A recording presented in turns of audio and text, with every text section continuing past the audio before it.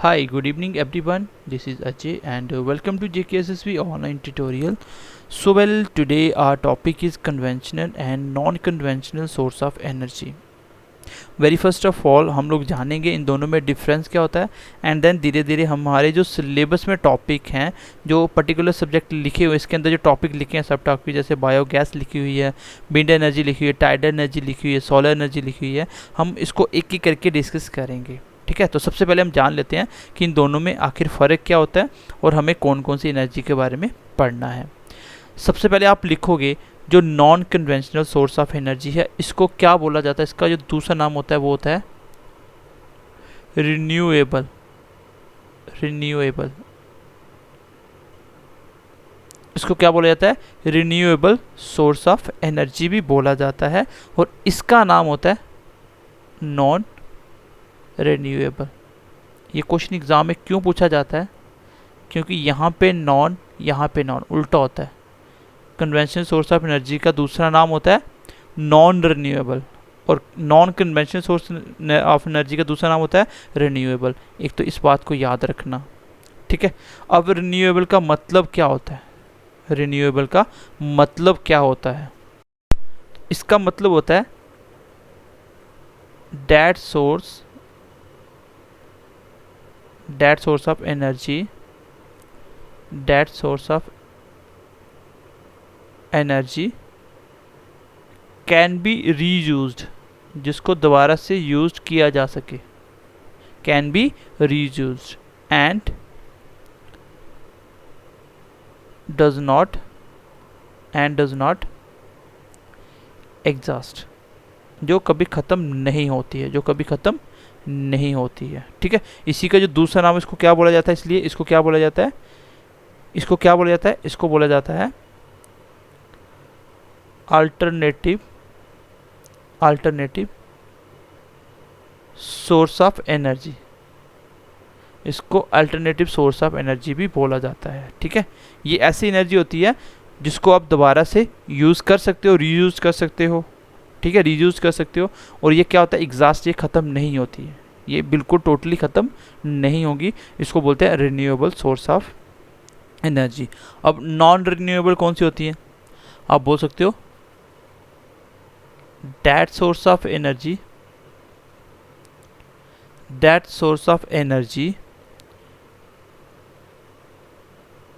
which have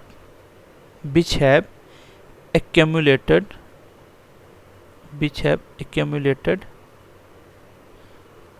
in nature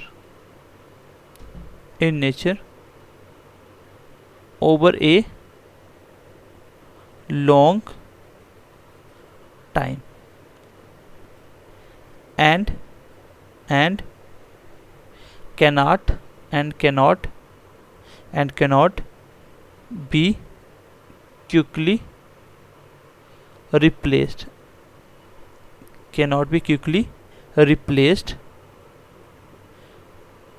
when exhausted।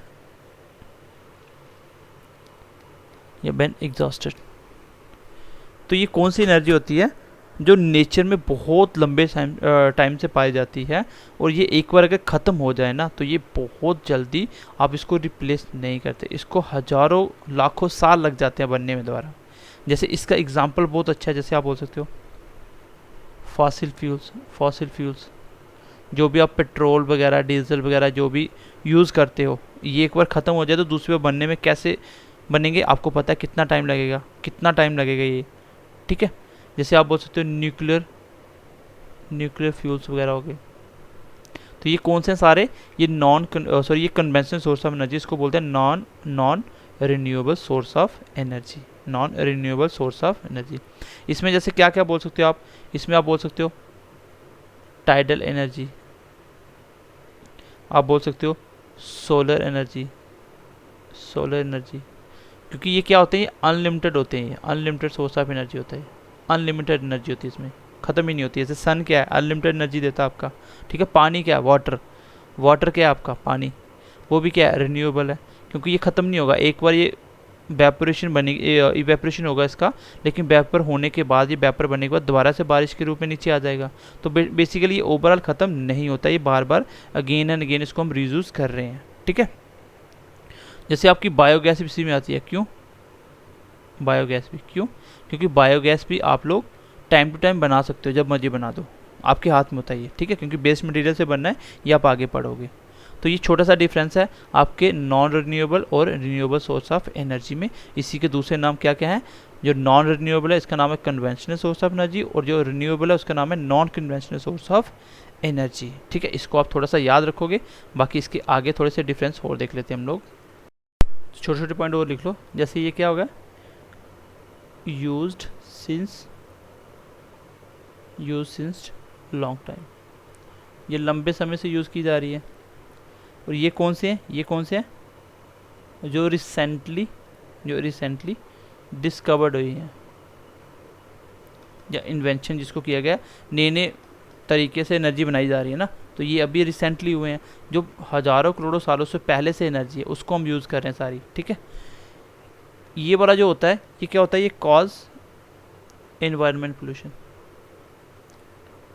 जैसे आप लोग तेल वगैरह यूज़ कर रहे हो, ऑयल, जो भी पेट्रोल, डीजल, ये सब क्या होते हैं? ये कॉज होते हैं इन्वायरमेंट, इन सब से इन्वायरमेंट पोल्यूशन होता है, आपको भी पता है ये चीज़। लेकिन ये ऑलमोस्ट क्या होते हैं? ये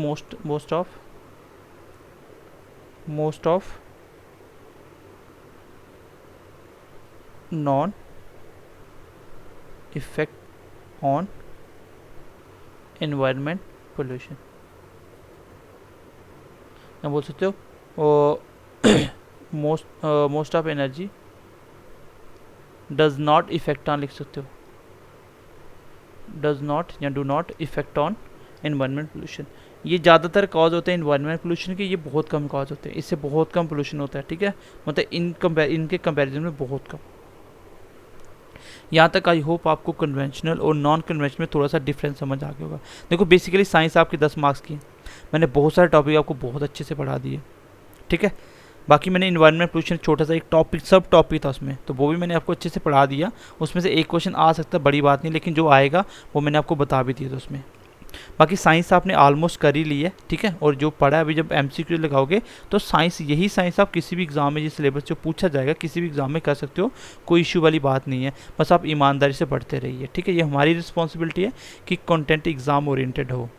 ठीक है, कंटेंट हमारा एग्ज़ाम ओरिएंटेड होना चाहिए, वो हमारी रिस्पॉन्सिबिलिटी है। आप ईमानदारी से मेहनत करिए। ठीक है, चलिए आज हम जो पहले एनर्जी के बारे में डिस्कस करेंगे उसका नाम है आपका, मैं नेक्स्ट स्लाइड ले लेता हूँ, उसका नाम है आपका, चलिए उसको लिख लीजिए, बायोमास। सबसे पहले हम बात करेंगे बायोमास। बायोमास एनर्जी क्या होती है, हम देखेंगे ये बनती कैसे है, इसके इफ़ेक्ट क्या होते हैं, इसमें कौन कौन सी गैस निकलती है, इसमें क्या क्या मटेरियल यूज़ होता है, हर एक चीज़ हम इसकी जानने की कोशिश करेंगे। ठीक है, इसी को बोला जाता है गोबर गैस। क्या बोला जाता है? गोबर गैस। इसको क्या बोला जाता है? गोबर गैस। सबसे पहले बायोमास होता क्या है, बायोमास किसको बोला जाता है? तो ये बेसिकली किसको बोलते हो? The dead part of plants.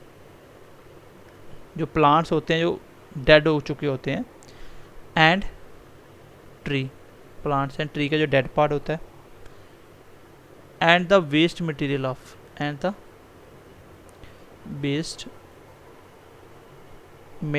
Of animals, और एनिमल्स का जो वेस्ट मटेरियल होता है, और कॉल्ड बायोमास। उसी को क्या बोला जाता है? बायोमास। जितना भी वेस्ट मटेरियल होता है, प्लांट्स वगैरह, जो भी हमारा घर का वेस्ट मटेरियल होता है, उन सबको हम यूज़ करके उसी से जो एनर्जी बनाते हैं उसी को बोलते हैं बायोमास। इन सबको ही क्या बोलते हैं? इनडायरेक्टली बायोमास यही होते हैं। ठीक है, बायोमास यही होते हैं। बायोमास आपकी कैसी एनर्जी है? बायोमास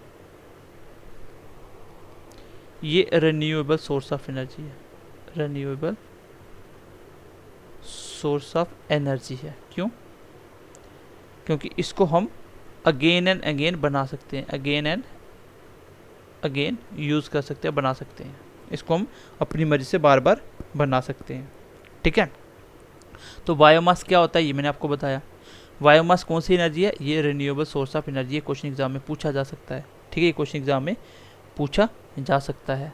इसके बाद आगे देखिए, चलिए थोड़ा सा आगे बढ़ते हैं, नेक्स्ट पॉइंट देखते हैं। तो आपका जो बायोगैस है वो क्या है बेसिकली, यहाँ से क्वेश्चन पूछा जाएगा। जो बायोगैस है ये एक मिक्सचर है, इज़ अ मिक्सचर ऑफ, यहाँ से एक गैस नहीं बनती है, is a mixture of methane, एक तो मीथेन गैस बनती है, CH4, कार्बन डाइऑक्साइड बनती है, हाइड्रोजन गैस निकलती है, हाइड्रोजन सल्फाइड गैस निकलती है। तो ये चारों इसके मेन गैसेस बनती हैं। मोस्ट इंपॉर्टेंट क्वेश्चन एग्जाम में पूछा जाएगा। और इसमें जो मीथेन गैस होती है लगभग 75% बनती है। ये लगभग 75% सिर्फ मीथेन गैस ही बनती है। तो पूछा जाएगा बायोगैस में कौन कौन सी गैस होती है, कौन कौन सी गैस निकलती है बायोगैस प्लांट से। तो बायोगैस जो प्लांट्स लगते हैं, जो इसका जो प्रोजेक्ट बनाते हैं, उसमें आपका मीथेन गैस सबसे ज़्यादा निकलती है, कार्बन डाइऑक्साइड भी निकलती है, हाइड्रोजन भी निकलती है और हाइड्रोजन सल्फाइड भी निकलती है। ठीक है, लेकिन इसको बनाने के लिए जो फर्मेंटेशन होता है वो कौन सा होता है, वो होता है एनारोबिक। एनारोबिक यहाँ ऑक्सीजन नहीं होती है। ठीक है, मैं बता देता हूँ ये कैसे होता है, फिर मैं आपको डायग्राम से समझाने की इसको कोशिश करूँगा। चलिए मैं आपको बताता हूँ ये कैसे बनती है। इसमें जो आपका फर्मेंटेशन होता है वो कैसा होता है, लिख लेना। चलिए वो कैसा होता है आपको याद रखना है, ये कैसा होता है, ये होता है एनारोबिक। एनारोबिक स्पेलिंग वगैरह देख लेना इसका। ठीक है, फर्मेंटेशन कैसा होता है, ये एनारोबिक फर्मेंटेशन होता है। एनारोबिक का मतलब एब्सेंस ऑफ ऑक्सीजन, ये क्वेश्चन आता है।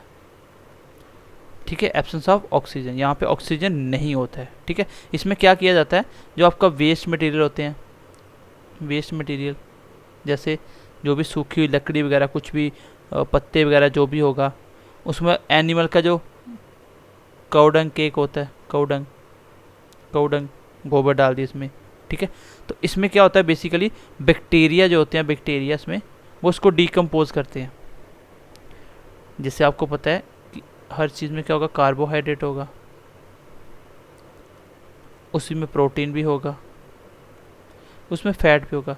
तो इसको बेसिकली क्या करते हैं, जो बैक्टीरिया होते हैं, जब ये आपके बायोगैस प्लांट्स में डाले जाते हैं, इसको डिकम्पोज करते हैं। डिकम्पोज मैंने आपको बताया था, डिकम्पोज क्या होता है, इसको सड़ा देना, ख़त्म कर देना, किसके द्वारा, बैक्टीरिया के। और बैक्टीरिया भी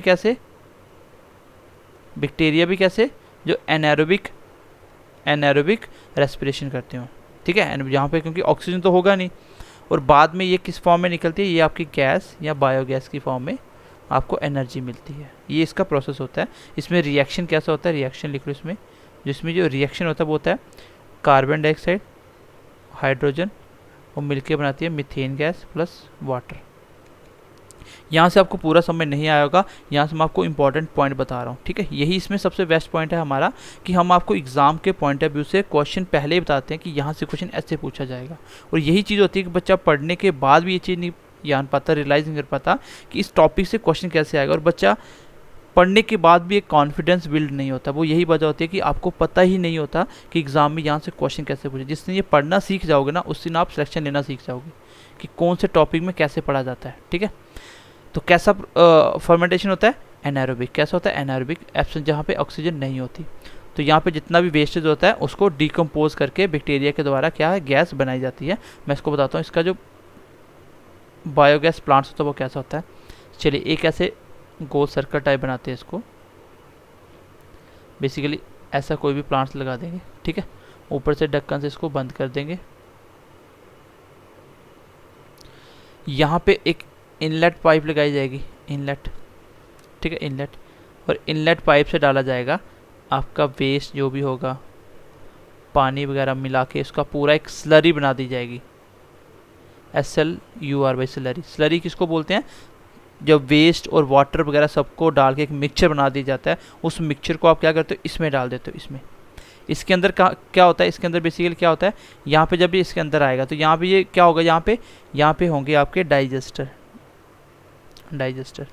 डाइजेस्टर मतलब जो यहाँ पे बैक्टीरिया हैं, इसके अंदर जो बैक्टीरिया हैं एनारोबिक फर्मेंटेशन की वजह से ये क्या होता है, जिसको डीकम्पोज करेंगे, इसको क्या करेंगे, डीकम्पोज करेंगे बैक्टीरिया, और डीकम्पोज करके यहाँ से क्या निकलेगी, आपकी एनर्जी निकलेगी। एक तो एनर्जी किस फॉर्म में होती है मैंने आपको बता दिया, यहाँ से एक आउटलेट छोटा सा पाइप लगाया जाता है, यहाँ पे एक वॉल भी रखा जाता है ऑन ऑफ के लिए, ऐसे तो एनर्जी निकलती रहेगी ना, तो यहाँ से एनर्जी निकलती है, वो एनर्जी निकलती है। एनर्जी किस फॉर्म में होती है देखिए, उसी को बोलते हैं बायोगैस।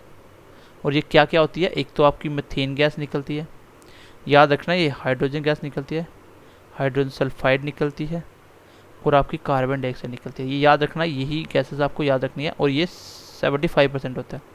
और एक यहाँ पे भी एक आउटलेट पाइप लगाया जाता है एक और, यहाँ से क्या होता है, आपकी जो खर्च होगी स्पेंट स्लरी जो होती है, जो आपने यहाँ से डीकम्पोज किया, इसमें से जो एनर्जी निकलनी थी वो बना दी, प्लस जो एक्स्ट्रा स्लरी होती है, जब यहाँ से एनर्जी इकट्ठी होती रहती है यहाँ पे, तो इसकी प्रेशर की वजह से क्या होता है कि यहाँ पे जो एक्स्ट्रा स्लरी होती है वो बाहर निकलती है यहाँ से वेस्टेज में, इसको बोलते हैं स्पेंट स्लरी, ये होता है वेस्टेज। और इस वेस्टेज को भी एज अ मैन्योर यूज़ किया जाता है, मतलब इसको भी एज अ फर्टिलाइज़र यूज़ कर लेते हैं हम खेतों में, ठीक है। और इसको टाइम टू टाइम रिप्लेस करना पड़ता है, एक्स्ट्रा वेस्टेज निकलेगा इसको आप एज अ मैन्योर यूज़ कर सकते हो, क्योंकि ये क्या होते हैं, ये रिच नाइट्रोजन होते हैं, रिच नाइट्रोजन होते हैं, और रिच क्या होता है, सल्फर होता है, इसके अंदर सल्फर होता है, और ये हमारे प्लांट्स के ग्रोथ के लिए बेनिफिशियल होती है। देखो कितने फ़ायदे हैं इसके। सबसे पहले हम वेस्ट मटेरियल जो जितना वेस्ट था उसकी हमने क्या बना दी, एक तो एनर्जी बनाई। इस एनर्जी को आप कैसे कैसे यूज़ कर सकते हो, जो बायोगैस होती है इसको कैसे कैसे यूज़ कर सकते हो, इसको कैसे आप कुकिंग के लिए यूज़ कर सकते हो, कुकिंग के लिए आप स्ट्रीट लाइटनिंग के लिए यूज़ कर सकते हो, स्ट्रीट लाइटनिंग के लिए यूज़ कर सकते हो इसको आप, ठीक है। तो इन सब के लिए आप इसको यूज़ कर सकते हो बहुत सारी जगह में। बाकी देखो इसका मैन्योर भी बन गया, जो आप लोग जिसमें नाइट्रोजन सल्फर वगैरह होता है ये आप खेतों में यूज़ कर सकते हो। मतलब ये जो बायोगैस होती है ना, बेसिकली इसको बोलते हैं एक्सीलेंट क्वालिटी होती है इसकी, एक्सीलेंट क्वालिटी होती है, और जिसको बोला जाता है लगभग अप्रॉक्सीमेट 0% पोल्यूशन, इससे पोल्यूशन ना के बराबर होता है। तो बताइए इसके कितने सारे फ़ायदे हैं। एक तो इस पर खर्चा कुछ नहीं आ रहा, ठीक है, खर्चा कुछ नहीं आ रहा। दूसरा इसके हम लोग मैन्योर बना पा रहे हैं, इससे हम गैस बना पा रहे हैं, उस गैस को हम अलग अलग यूजेस कर पा रहे हैं अलग अलग फॉर्म में, ठीक है। और कैसे होता है ये मैंने आपको समझाने की थोड़ी सी कोशिश करी, ठीक है। यहाँ पे आपका क्या होता है, आपका गैस टैंक होता है, यहाँ से गैस इकट्ठी होती है, फिर बाद में यहाँ से आप गैस निकाल के डायरेक्टली भी यूज़ कर सकते हो और इनडायरेक्टली भी यूज़ कर सकते हो, ठीक है। और इसी को बोला जाता है बायोगैस, इस पूरे को बोला जाता है बायोगैस प्लांट्स, ठीक है, बायोगैस प्लांट्स। तो आई होप ये बायोगैस वाला कॉन्सेप्ट आप समझ गए होंगे कि कैसे कैसे आपकी बायोगैस बनती है। तो इसमें जो इम्पोर्टेंट बात है मैं एक बार दोबारा से थोड़ी सी रिकैप कर देता हूँ। सबसे पहले मैंने आपको बताया कि रिन्यूएबल और non renewable source of energy क्या क्या होता है, ठीक है। नॉन कन्वेंशनल को रिन्यूएबल बोलते हैं और कन्वेंशनल को नॉन बोलते हैं। और नॉन रिन्यूएबल क्या होते हैं, ये इन्वायरमेंट पोल्यूशन करते हैं, ये लंबे समय से यूज़ की जाती हैं, ठीक है। और एक बार ये ख़त्म हो जाए तो आसानी से ये बनती नहीं है, टाइम लगता है इसको, लेकिन ये टाइम टू टाइम हम बार बार इसको यूज़ कर सकते हैं, ठीक है। ये टाइम टू टाइम बन जाती है, ये एनवायरमेंट पोल्यूशन कम करती हैं। उसके बाद मैंने आपको बायोगैस के बारे में पढ़ाना स्टार्ट करा। मैंने बताया बायोगैस क्या होती है, जो आपके डेड प्लांट्स जितने भी हैं, ट्रीज़ वगैरह, वेस्ट मटीरियल, इन सब का, एनिमल्स का, उन सबको क्या बोलते हैं, बायोगैस बोलते हैं, बायोमास बोलते हैं। उसको बायोगैस या बायोमास बोलते हैं, बायोमास, ठीक है। और बायोमास से हम लोग क्या बनाते हैं, बायोगैस बनाते हैं। तो बायोमास क्या बताया मैंने, ये सबको बायोमास बोलते हैं, ठीक है, सबको बायोमास बोलते हैं। और बायोमास से हम ये कौन सी एनर्जी है, रिन्यूएबल सोर्स ऑफ एनर्जी है। इससे कौन कौन सी गैस निकलती है वो मैंने ऊपर निकल कर बता दिया। इसमें एनारोबिक फर्मेंटेशन होता है, जिसमें क्या होता है, आपके जितने वेस्टेज हैं वो क्या करते हैं, वो डीकम्पोज करके बैक्टीरिया के द्वारा वहाँ से गैस जनरेट की जाती है, इससे बायोगैस निकलती है, ठीक है। फिर मैंने बताया ये पूरा प्लांट्स बना के कैसे कैसे यहाँ से बायोगैस निकलती है, मैंने समझाने की कोशिश करी। इंपॉर्टेंट पॉइंट तो यही है, कौन कौन सी गैस होती है। रिच कौन सा होता है, मीथेन होते हैं, CH4 मीथेन, ठीक है, मीथेन। और स्पेंट स्लरी वगैरह भी एज अ मैन्योर भी यूज़ कर सकते हो आप लोग। इसको बायोगैस प्लांट बोला जाता है, जहाँ पे अंदर क्या होते हैं, डाइजेस्टर होते हैं जो बैक्टीरिया वगैरह से डिकम्पोज करते हैं, और कहाँ से कैसे बनती है ये मैंने आपको बताने की कोशिश करी। ठीक है, तो चलिए मिलते हैं अगली क्लास में। एक और हम नेक्स्ट टाइप लेंगे, डेट इज़ का सोलर एनर्जी, सोलर एनर्जी का।